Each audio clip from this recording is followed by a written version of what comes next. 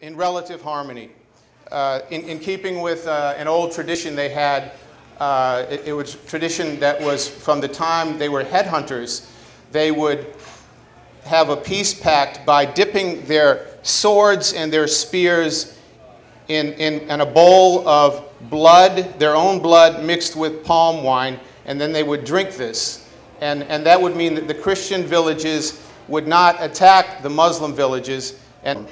And they thought that there were two paths to God, and one path was the Muslim God, and the other path was the Christian God, but they would arrive at the same confluence in the bubbling volcano.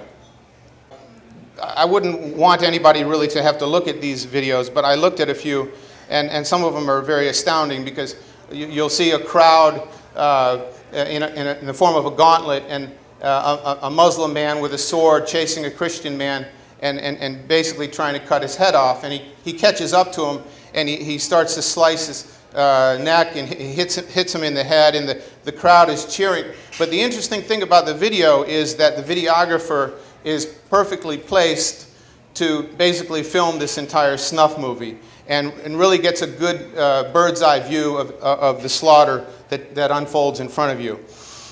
I call this story good sheikh hunting. If you fly up the Niger River, you look across the Sahara and you see it creeping across and kind of enveloping the town of Timbuktu. And it's really hard to imagine that Timbuktu was once a center of commerce and book learning for all of Africa. Indeed, there was a time centuries ago when Timbuktu was probably the best place on earth to buy a book.